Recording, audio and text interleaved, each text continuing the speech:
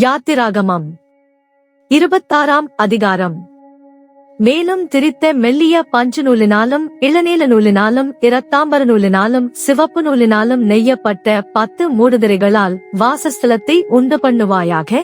அவைகளில் விசித்திர வேலையாய் கேருபீன்களை செய்ய கடவாய். ஒவ்வொரு மூடுதிரையும் 28 முழ நீளமும் 4 முழ அகலமுமாயிருப்பதாக. மூடுதிரைகளெல்லாம் ஒரே அளவாயிருக்க வேண்டும். 5 மூடுதிரை ஒன்றோடொன்று இணைக்கப்பட்டிருக்க வேண்டும். மற்ற 5 மூடுதிரைகளும் ஒன்றோடொன்று இணைக்கப்பட்டிருக்க வேண்டும்.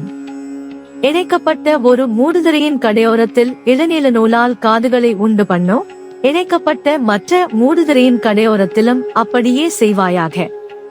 காதுகள் ஒன்றோடொன்று இணையும்படி ஒரு மூடுதிரையில் 50 காதுகளையும் இணைக்கப்பட்ட மற்ற மூடுதிரையின் ஓரத்தில் 50 காதுகளையும் உண்டு பண்ணுவாயாக. 50 பொன் கொக்கிகளையும் பண்ணி மூடுதிரைகளை ஒன்றோடொன்று அந்த கொக்கிகளால் இணைத்து விடுவாயாக. அப்பொழுது அது ஒரே வாசஸ்தலமாகும். வாசஸ்தலத்தின் மேல் கூடாரமாக போடும்படி ஆட்டுமயிரால் 11 மூடுதிரைகளை உண்டு பண்ணுவாயாக.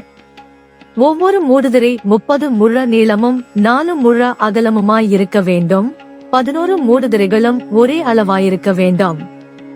5 மூடுதிரைகளை ஒன்றாகவும் 6 மூடுதிரைகளை ஒன்றாகவும் இணைக்க வேண்டும்.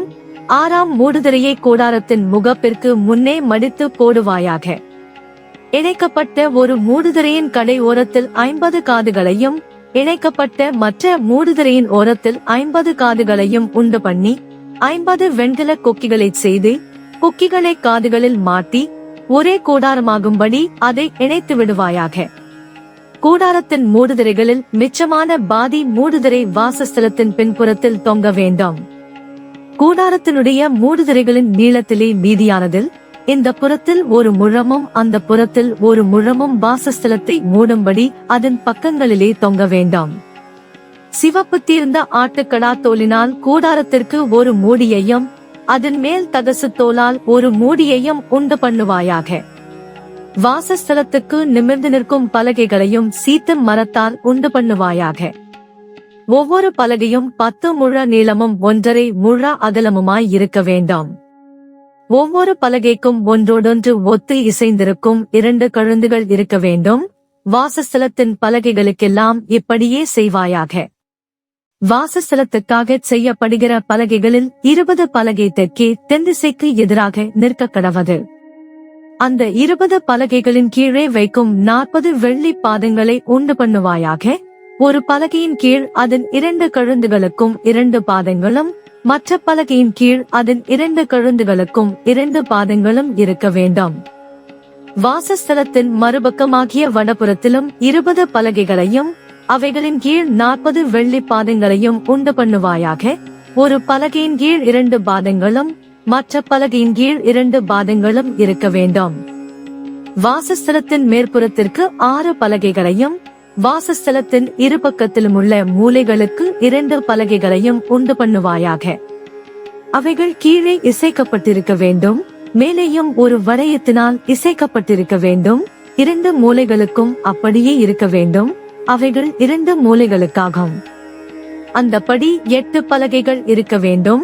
ஒவ்வொரு பலகையின் கீழ் 2 பாதங்களாக 16 வெள்ளி பாதங்களும் இருக்க வேண்டும்.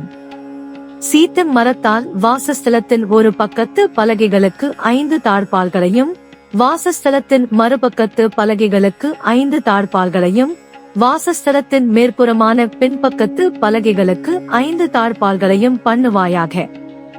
நடுத்தாழ்பால் ஒரு முனை தொடங்கி மறுமுனை மட்டும் பலகைகளின் மையத்தில் உருவ பாய்ச்சப்பட்டிருக்க வேண்டும். பலகைகளை பொந்தகட்டால் மூடி தாழ்பால்களின் இடங்களாகிய அவைகளின் வளையங்களை பொன்னினால் பண்ணி தாழ்பால்களை பொந்தகட்டால் மூடக்கடவாய். இவ்விதமாக மலையின் மேல் உனக்கு காண்பிக்கப்பட்ட மாதிரியின்படியே வாசஸ்தலத்தை நிறுத்துவாயாக. இளநீல நூலும் இரத்தாம்பர நூலும் சிவப்பு நூலும் திரித்த மெல்லிய பஞ்சு நூலுமான இவற்றால் ஒரு திரைச்சீலையை உண்டு பண்ண கடவாய். அதிலே விசித்திர வேலையால் செய்யப்பட்ட கேருபீன்கள் வைக்கப்பட வேண்டும். சீத்து மரத்தினால் செய்து பொந்தகட்டால் மூடப்பட்ட 4 தூண்களிலே அதை தொங்கவிடு. அந்த தூண்கள் 4 வெள்ளி பாதங்கள் மேல் நிற்கவும் அவைகளின் கொக்கிகள் பொன்னினால் செய்யப்படவும் வேண்டும். கொக்கிகளின் கீழே அந்த திரைச்சீலையை தொங்கவிட்டு சாட்சி பெட்டியே அங்கே திரைக்குள்ளாக வைக்க கடவாய். அந்த திரைச்சீலை பரிசுத்த ஸ்தலத்திற்கும் மகா பரிசுத்த ஸ்தலத்திற்கும் பிரிவை உண்டாக்கும். மகா பரிசுத்த ஸ்தலத்திலே சாட்சி பெட்டியின் மீதில் கிருபாசனத்தை வைப்பாயாக. திரைக்கு புறம்பாக மேஜையையும் மேஜைக்கு எதிரே வாசஸ்தலத்தின் தென்புறமாக குத்துவிளக்கையும் வைத்து மேஜையை வடபுறமாக வைப்பாயாக. இளநீல நூலும் இரத்தாம்பர நூலும் சிவப்பு நூலும் திரித்த மெல்லிய பஞ்சு நூலுமாகிய இவற்றால் சித்திர தையல் வேலையான ஒரு தொங்குதிரையும் கூடாரத்தின் வாசலுக்கு உண்டாக்கி அந்த தொங்குதிரைக்கு சீத்து மரத்தால் 5 தூண்களைச் செய்து அவைகளை பொந்தகட்டால் மூடி அவைகளுக்கு பொன் கொக்கிகளை உண்டாக்கி அவைகளுக்கு 5 வெண்கல பாதங்களை வார்ப்பிக்க கடவாய்.